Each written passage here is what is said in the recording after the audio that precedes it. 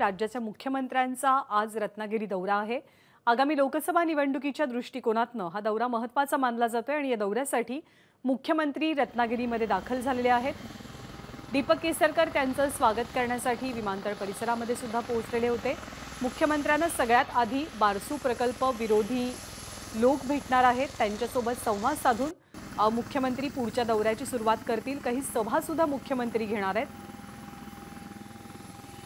रत्नागिरीमध्ये मुख्यमंत्री पोहोचलेले आहेत। खरं तर राजापूरमध्ये सभा होणार आहे आणि राजापूर हा ठाकरे गटाचा सुद्धा बालेकिल्ला मानला जातो, त्यामुळे आजच्या दौऱ्याला विशेष महत्त्व मिळतंय। रवींद्र कोकाटे आपल्या सोबत आहेत। रवींद्र, मुख्यमंत्री पोहोचलेत, यापुढचा दौऱ्याचा कार्यक्रम कसा असेल?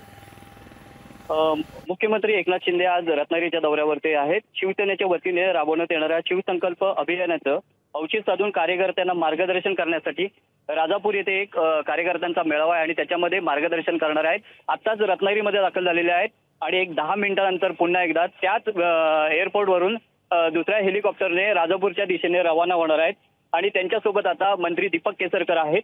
हेलिकॉप्टरचं उड्डाण झालेलं आहे। काही वेळातच हे जे हेलिकॉप्टर आहे ते राजापूरच्या दिशेने रवाना झालेलं आहे। आजचा दौरा राजकीय दृष्ट्या महत्त्वाचा कसा मानला जातोय? कारण राजापूरमध्ये जिथे सभा होणार आहे तो ठाकरे गटाचाही बालेकिल्ला आहे। निवडणुकीच्या दृष्टीने या दौऱ्याकडे कसं पाहिलं जात आहे?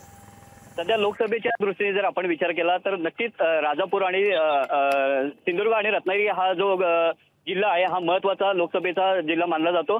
कारण काही दिवसापूर्वीच युतीच्या अंतर्गत हे हाय व्होल्टेज ड्रामा आपल्याला पाहायला मिळतोय।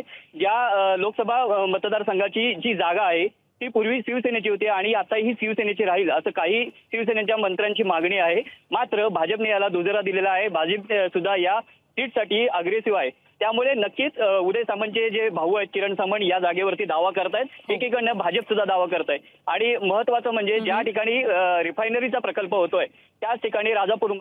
बरोबर आहे, या रिफायनरी विरोधकांची सुद्धा मुख्यमंत्री भेट घेणार आहेत, त्यांच्याशी संवाद साधणार आहेत। या दौऱ्याला सुरुवात झाली आहे। धन्यवाद रवींद्र माहितीबद्दल। एबीपी माझा, उघडा डोळे बघा नीट।